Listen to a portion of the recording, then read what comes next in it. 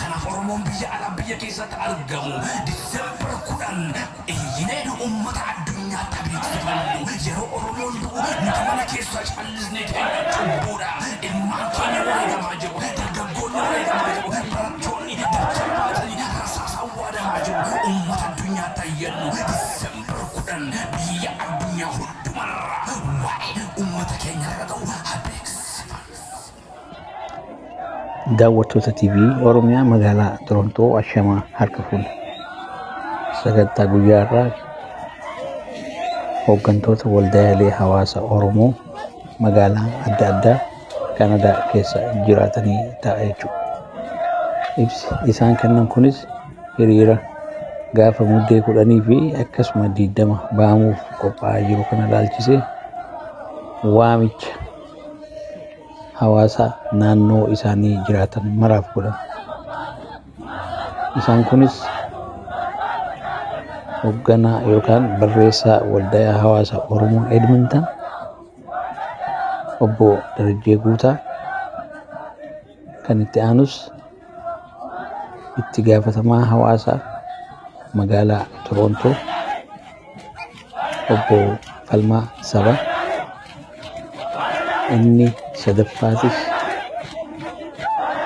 miseensa hawaasa magaalaa Calgary obbo Mitikuu Waaqooyyaa yeroo ta'an, inni maayyii obbo Nuuree Shariifaa hoogganaa waldaa hawaasa Oromoo Vancouver ta'an jechuudha. Kanaaf turtiin keessan hojii haa ta'u, ani Garbii Nuureeti. Itti dhiyaadha.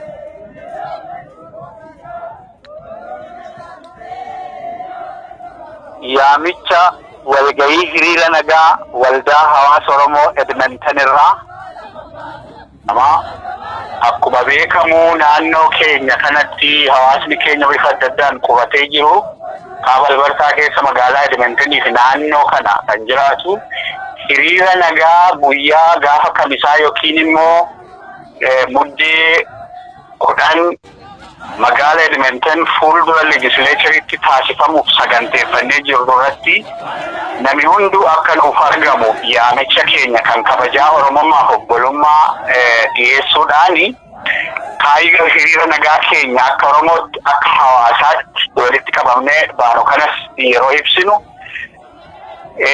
ijoollee keenya obboloota keenya biyya keessatti sababa babal'ina magaalaa Finfinnee master plan jedhanii uummata keenya buqqisuun hawaasa keenyas lafarraa aadaa isaa afaan isaa mancaasaa jiran kana jala dhaabbachuuf morman kan nama gammachiisus kan nama gaddisiisus kan waliin jiru duuti isaan du'an kan nu gaddisiisu yoo ta'u kan nama gammachiisu immoo hawwan haati abbaan hundumtuu maatiin waliin ta'uudhaan yeroo ammaa kana fincila yookiin immoo mormii bifa isaa akka kanaatti jijjiirratee jiru kan nama gammachiisu yoo ta'u isa kana deeggarsa obbolummaa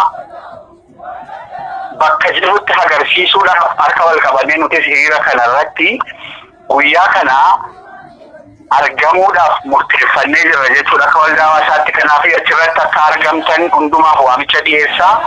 Haaluma kanaanii nutis achitti argamuun keenya isaaniif deeggarsaaf tumsa kan ta'u yoo ta'u akkasumas immoo mootummaa naannoo kanaatii fi sagalee keenyallee dhageessisuudhaan rakkoo kanas beeksisuudhaan mootummaan kunis immoo mootummaa Itoophiyaa kanneen deeggarsa kennaniif yookiin immoo gargaarsa maallaqaa fi bifa garagaraan gargaarsa adda addaa kan godhaa jiru waan ta'eef isa kana irrattis karaa ilaalcha isaanii dhiibbaa akka godhan himata yookiin immoo iyyata keenyas dhiyeeffachuudhaan guyyaa sana akka kanaatti qindeeffataa jirra jechuudha akka hiriira nagaa keenya xumurannu. Kanaaf qophiin naannoo kana jirus akka gaariitti deemaa jira.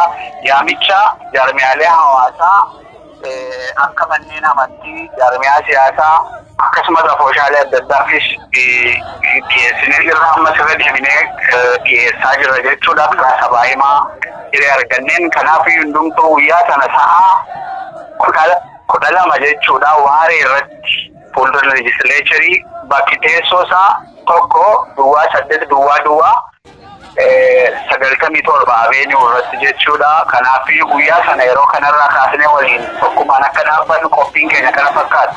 Waldaalee hawaasaa bakka biraa jiran addunyaa kanarratti guyyaa kanarratti iddoo dhugumaatti qindaa'aan jiruuf kun baay'ee namatti tola. Yeroo tokkotti guyyaa tokkotti sagalee wal fakkaataa dhibee rakkoo wal fakkaataaf dhiyeeffachuun baay'ee hamilchiisa hawaasaaf uummata keenyas jechuudha. Kanaafis kanneen biroo jaarmaayilaa hawaasaa iddoo adda addaa jiranis guyyaa kanarratti qindeeffatanii sochiin kun haala wal fakkaatu otoo ta'e baay'ee namatti tola. Guyyaa biraa warri qabatanis otoo guyyaa kanatti sirreessuun danda'ame gaariidha. Haa ta'u immoo yoo hin danda'amnes guyyaa qabatan kanarratti sirnaan jabeessanii akka kanatti sagalee dhiyeeffachuun baay'ee barbaachisaa ta'uusaa hundumtuu hin hubata. Kanas wal jajjabeessinaa. Mormii keenyatu bakka jirutti itti fufnaa. Dabalataanis hiriira nagaa keenya booda gara galma waldaa hawaasaa keenyatti deebinee yeroo gabaabduudhaa fi haala biyya keessaa sanaaf warra wareegamanis dhimma kanarratti gaddaan iddoo yaadannee booda marii godhanna jechuudha. Miseensota waldaa hawaasaa keenyaa hiriira kana bahe hundumaa waliin mariin kunis haalli fincilaa kun itti fufinsa waan qabaataa jiruuf itti fufinsaan immoo nutis finnisa keenya yookiin tumsa keenya akkamiin obboloota keenya qaqqabsiisna fuulduratti dhaabbataadhaanis koree itti goonee dhimma kanarratti hordofuudhaan yeroo yerootti waan barbaachisuun finnisuudhaa fi akka kanaatti qophoofnee marii kanaafis immoo sagantaa qabannee jirra jechuudha. Koreelee garagaraas dhimma kana jalqabaan gadhumaatti bakka geessisuudhaaf utubannee jirra. Kanaafiyyuu sochii akka kanaarra jirra jechuudha. Walumaa gala kanadha karaa keenya naannoo Edmonton yookiin kaaba lamartaa keessa biyya Kanaadaa qindoominni deeggarsa hiriira nagaa fi finnisa sochii biyya keessaa kana ilaalchisee kan jiru. Galatooma kanumaa kanas maqaa waldaa hawaasa Oromoo kaaba lamartaadhaan dhiyeessaa jira.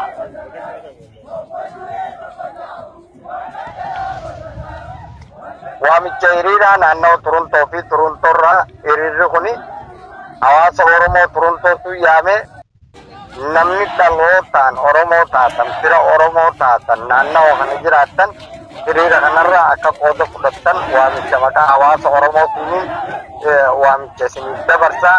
Hiriirri kunis muddee 10 Diseembar 10 jechuudha. Guyyaa Kamisaa sa'a 10 fi walakkaatti achi walgarree Queen's Park bakkinis Queen's Parkidha. Sa'a 10 fi walakkaadha. Please achitti argama. Warri hiriira Oromoo dhiiga Oromoo kan Tigreen wayyaaneen facaasaa jirtu kana adootti Oromummaa itti dhagahamtu guyyaa sana achirraa nafina odarraa fudhadhaa.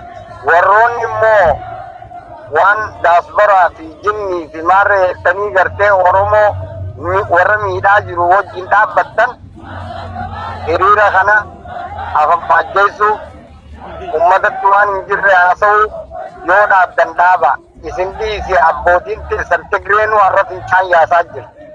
Kanaaf wanni isin dhaammannu namoonni Oromoodhaaf gartee naatan ilmaan keessanii obboleeyyan keenyaaf lafa Oromiyaati waamicha hiriira kanaa irraa nafina.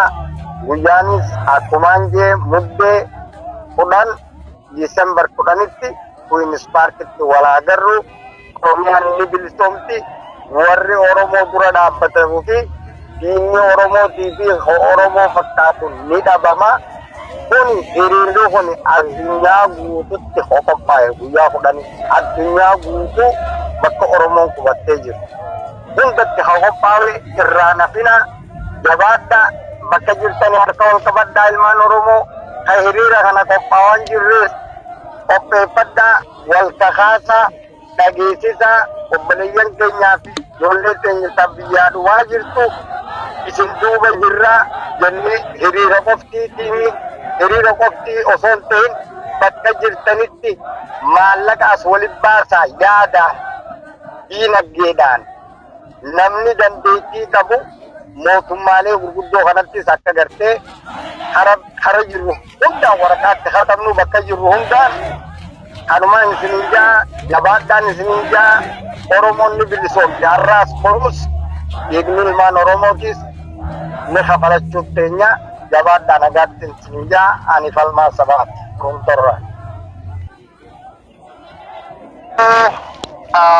Warri TV Toronto galatoomaa beeksisa kana nu affeeruu keessaniitiifi isa dura uummata biyya keessatti wareegamaa jiru daa'imman keenya keessattiyyuu dattarafaatti wareegamaa jirtuuf gadda kiyyan ibsuu barbaada dursee maatii isaaniinis jajjabaadhaan jira.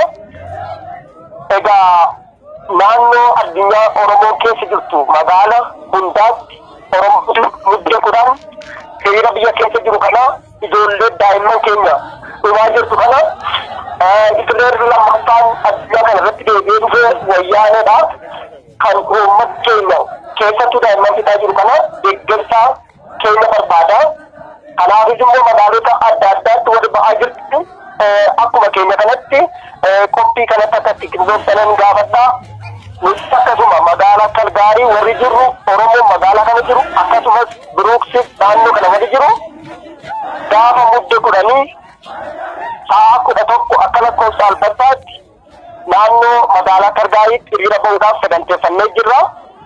Teessoon nuti itti wal agarru 1627 Avenue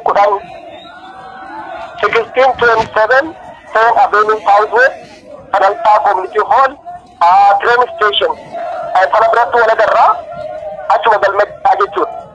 Warri naannoo kana jirtan hundumtu akka irratti nu argamtan hundumti keessan inni kaan du'aa jira waan ta'eef dalagaa keessan waan biraa utuu durtin isa kanatti dursitan irra deebi'een isin gaafadha.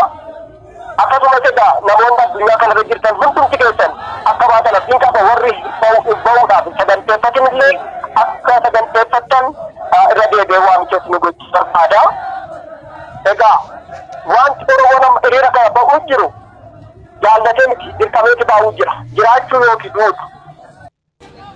Oromoon lafa jiraatu qabu allaatti qabdi tutturmiin bishaan keessa jiraatti Oromoon garuu lafarra jiraatu qaba. Kan du'aa jirus kan du'aa tures jaallatee miti jechuudha furmaata hin qabu. Kana mormuuf illee daa'imman harka qullaa baatu namni ala qabu namni obboleessaa obboleettii wajjin alatti kan hin goone Itireeliin kan bara dur dubbachaa turre jaarraa 21ffaatti deebisee kan dhufte wayyaaneedha. Ijoollee keenya akka dhugaa hiriira baate nagaadhaan summiidhaaf rasaasaan fitaa jirti.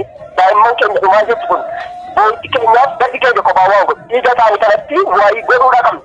Dhiigi isaanii kun bilisummaa madarsuu qabaa jechuudha. Isa kanaaf nutiin kun immoo hiriiraan bira dhaabbachuu deeggarsaan bira dhaabbachuu daa'imman dhumaa jirtu kanaaf warri isaanii kan ittiin owwaalan kophaa owwaalan dhiisuu miti kan madoofte jira kan caccabde jira ishee kana bira dhaabbachuu deeggarsa dinagdee barbaada. Akkasuma warri miidiyaas waan godhaa jirtaniif galata guddaa qabdu. Akkuma kanatti suuftanii waan hunda miidiyaan biyya keessa jiru kana dabarsaa jiru. Akka kana nuu dabarsitanii uummati kun quba wal qabaatee sochiin kun gara maas muuvimeenti yookiin sochii guddaatti jijjiirate mootummaa kana bu'uuraan asirraa gannee rakkoo keenya furirraa kana rakkoo keenya kan fudhatu maaster pilaanii qofaa miti. Maaster pilaaniin trigger waan waa kaastu kan kana achi gaaffiin keenya gaaffii abbaa biyyummaa fi gaaffii sabummaati.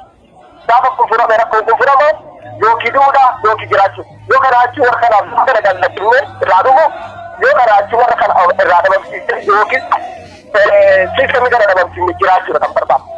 Kanaaf inni deebiin akka irratti nu hirmaattan gaafadhaa akkasuma warri diyaaspoora ammoo kanneen irratti dhumaa jiru kana warri fudhachuudhaaf deeme warra rakkoo kana babal'ise keessaa tokko. Osoo namni gaafadatti hin jiraanne wayyaaniin namatti gurguratu otoo hin qabaanne kana gootu guddina. Kanaaf isaanis gahee guddaa qabu seenaan isaan gaafata dhiignis lafee warra kanaadhaa isaan gaafata warri ala jirtan namoota kana irratti xiyyaafannee qopheessuu isaaniinis waan isaan godhaa jiran kanarraa akka dhaabbataniif irratti gaafachuu barbaada. Uummanni biyya keessa jirtan jabaadhaa jechuun barbaada. Warra mootummaa wajjin warra kana ajjeesaa jiru Oromoo ta'e inni kunillee keessa deebi'aa isaaf seenaa isa gaafata. Akka jechuun barbaada ulfaadhaa galatooma waan nu dabarsitaniif galata guddaa qabdu galanni keessan bilisummaadha.